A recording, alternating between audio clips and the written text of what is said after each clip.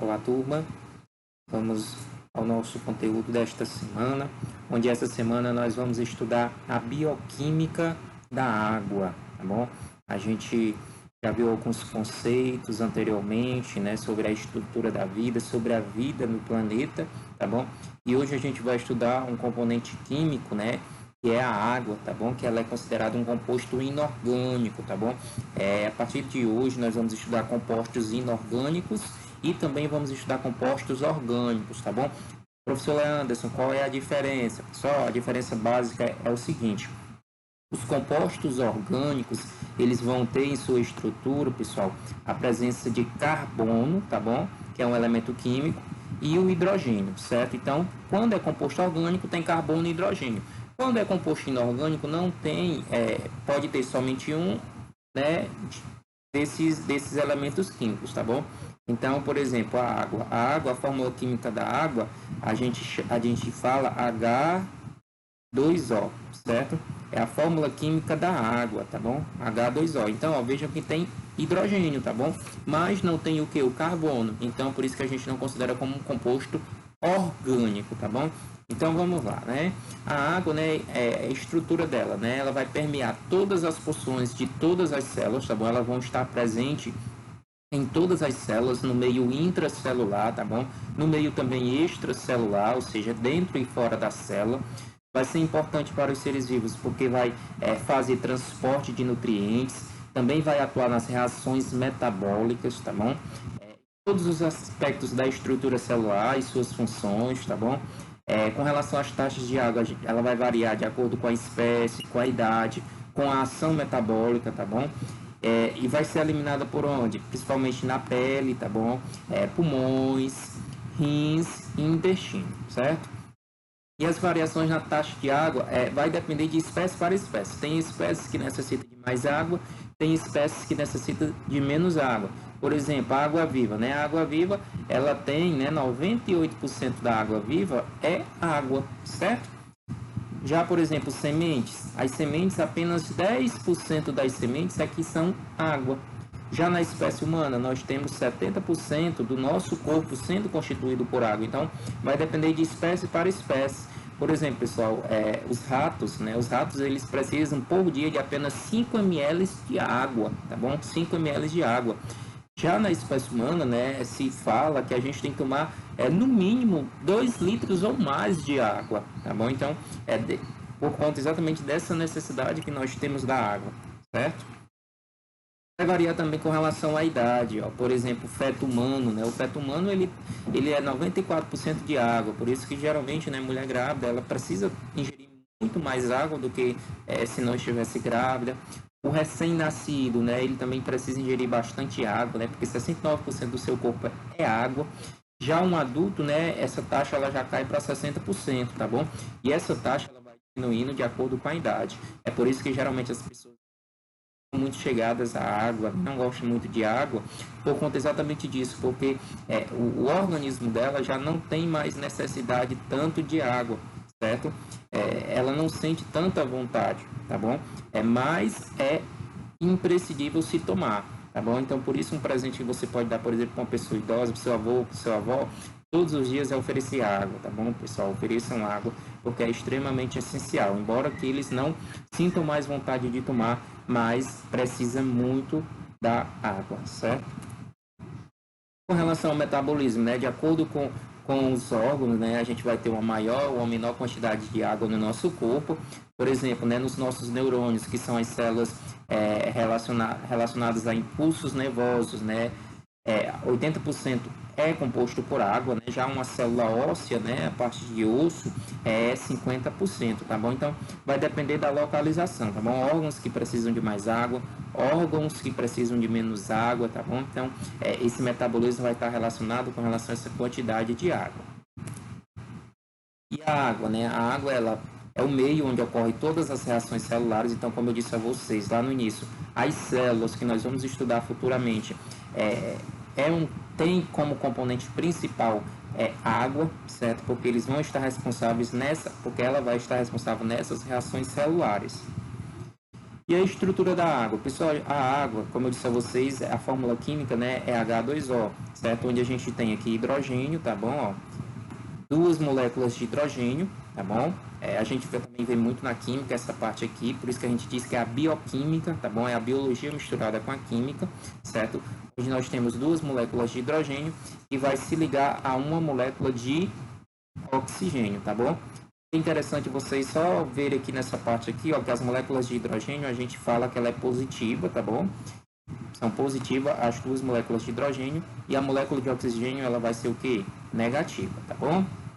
E essas ligações, ó, elas se dão, né, que a gente chama de pontes de hidrogênio, tá bom? Por que pontes de hidrogênio? Porque são hidrogênio, né, se ligando a um outro elemento, tá bom? Um outro elemento químico, certo? E as propriedades da água, né? Quais são as propriedades que a água tem? Nós dizemos que a água ela é considerada o solvente universal. Por quê? Porque a água, pessoal, nós sabemos que ela tem a facilidade de dissolver inúmeras substâncias, tá bom? Vários tipos de substâncias, certo? E aí, pessoal, quando vocês ouvirem falar nisso daqui, ó, polares, tá bom? Lembra que são coisas, substâncias amigas da água, ou seja, substâncias que conseguem se dissolver facilmente na água, tá bom? Quando vocês virem essa palavra, só que iniciada com A, ou seja, apolar, são substâncias que não são dissolvíveis na água, certo? Que não são dissolvidas na água, certo? Então é uma substância apolar, tá bom? Polar, amiga da água, se dissolve, por exemplo, o sal, né, o sal de cozinha, o cloreto de sódio, o açúcar, certo? Então são substâncias que conseguem se dissolver na água, certo? Uma outra propriedade da água é com relação à tensão superficial, pessoal. O que é a tensão superficial? Pessoal, as moléculas, né, de hidrogênio e oxigênio, elas se ligam numa ligação muito forte, tá bom? Uma ligação muito forte. Então, isso daí a gente chama o quê? De uma tensão superficial. Aí, dentro dessa tensão superficial, a gente tem a chamada adesão e coesão.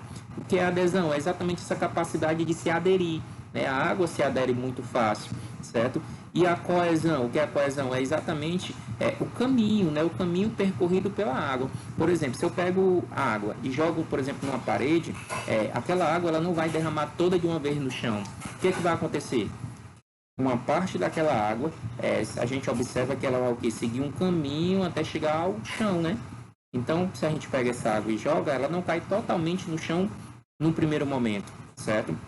Ela vai exatamente o que? Se aderir, né? Se ligar às moléculas, e aí elas vão descendo lentamente, uma parte dessa água descendo lentamente. Então, isso daí, a gente pode ver essa questão de adesão e coesão.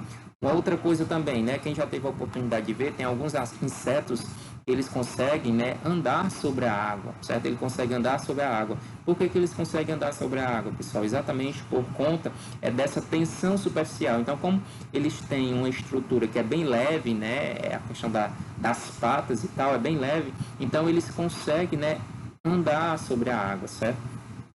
Uma outra característica que a gente consegue observar a tensão da água, por exemplo, quando a gente vai tomar banho de piscina, se algum de vocês já tiveram tido a experiência, quando a gente pula de barriga, pessoal, a gente acaba gerando uma dor na gente, né? Uma dor enorme na barriga, na região da barriga, por conta exatamente de quê? Por conta que a gente caiu sobre a tensão superficial da água, certo? Por causa disso. Mas, por exemplo, se a gente mergulha, né, com os braços, é como se a gente estivesse furando aquela tensão superficial, então aquilo ali não vai gerar uma dor. Mas quando você cai de barriga, né, aí sim você sente uma dor, né, fica vermelho e tal, por conta exatamente dessa tensão superficial. Uma outra característica, pessoal, é que a água ela tem um alto calor específico. Professor, o que significa esse alto calor específico? Toda substância ela tem uma capacidade de aumentar a sua temperatura, né? Aumentar a sua temperatura, que a gente chama o calor específico. Né? Cada substância ela tem uma temperatura específica, né? Para aumentar o calor, né? E aí a água ela também tem essa estrutura, né? Ela tem essa capacidade também de calor específico. Só que ela tem um alto calor específico. Por exemplo, né? Vamos supor o seguinte, vamos supor que eu pego uma barra de ferro e pego uma vasilha com água e coloque no fogo a mesma temperatura. Qual é o que vai esquentar mais rápido? Logicamente vai ser o que? A barra de ferro. Por quê? Porque o ferro, pessoal, ele tem um calor específico baixo, certo? Então, numa temperatura, ele consegue esquentar muito mais rápido do que, por exemplo, a água. A água ela tem um alto calor específico que nós dizemos. tá bom? Então, é uma outra propriedade da água. A outra propriedade também, pessoal, é a chamada capilaridade. O que é a capilaridade, pessoal? Capilaridade, vamos supor, por exemplo, que eu tenho aqui 2 tubos, certo? Ó, nessa imagem aqui eu tenho 2 tubos, um tubo mais largo e um tubo mais fino, certo? No caso, se eu colocar esses 2 tubos no mesmo momento dentro de uma vasilha com água, a tendência é que o tubo mais fino, pessoal, ele se encha mais rápido, Por quê? Porque exatamente dessa capacidade de capilaridade, ou seja, lembra daquelas moléculas hidrogênio, oxigênio, certo? Que se unem. Então, quando, por exemplo, uma entra dentro do tubo, ela puxa a outra, certo? Ela puxa a outra, então vai puxando, é como se fosse uma corda, né, que vai sendo puxada, certo? E aí aquelas moléculas, elas vão subindo, né? Então, como o tubo ele é menor, então, logicamente, o tubo menor ele vai encher mais rápido, né? Porque ele é mais fino, certo? Então, é uma capacidade também da água, certo? Então, ó, falando novamente, né, a questão da coesão, né?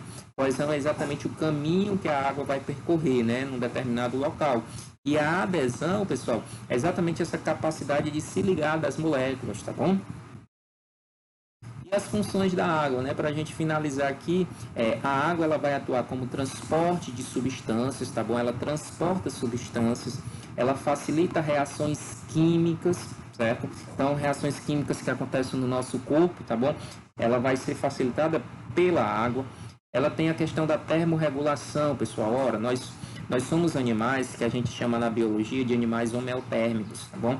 Animais homeotérmicos são aqueles animais que conseguem controlar a temperatura corporal, certo? Embora que o tempo esteja muito quente, né? Uma temperatura muito alta, mas a gente consegue ainda manter essa temperatura, né? Como? Como é que a gente consegue manter essa temperatura? Por exemplo, na nossa sudorese, né? Suando, né? Porque a água, exatamente, ela vai conseguir dar uma resfriada no nosso corpo, né? Ela vai atuar também como um lubrificante, certo? Ela lubrifica, né, regiões, por exemplo, do nosso corpo. Vai atuar também nas reações de hidrólise, certo? Regiões onde a gente vai ter reações químicas, né, e vai necessitar da água, certo? Vai atuar também no equilíbrio osmótico, certo? Vai ter uma partezinha que a gente vai estudar que é chamada osmose, que nós vamos ver a atuação da água. E também na questão do equilíbrio ácido-base, tá bom? Nós temos algo, né, na química que a gente chama de pH, certo? O que é o pH? O pH é o potencial hidrogeniônico, certo? É o nome técnico desse pH, certo? E esse pH ele serve para quê? Ele serve exatamente como um medidor para saber se uma substância ela é ácida ou se ela é uma substância básica, né, ou neutra, né? No caso, esse pH geralmente ele varia, né? Ele vai variar de 0 a 14, tá bom? Quando eu tenho no 7, o pH 7, pessoal, significa que está na metade dos dois, né? Entre 0 e 14. Então, ela é um pH neutro, ou seja, aquela substância nem é ácida, nem ela é básica, né? Que a gente chama. É uma escala. Quanto mais se afastar do 7, ou seja, chegando para o 0, a gente tem uma substância mais ácida. Quanto mais ela se afastar do 7 em direção ao 14, né, numa escala, imagine uma escala numérica, para chegar no 14, a gente tem uma substância dita básica, tá bom? Então, essa questão de pH, a gente vai ver também na parte de química, certo? Mas, então, a gente também vê essa questão desse equilíbrio ácido-base exatamente com a água, que também é uma função dela, certo?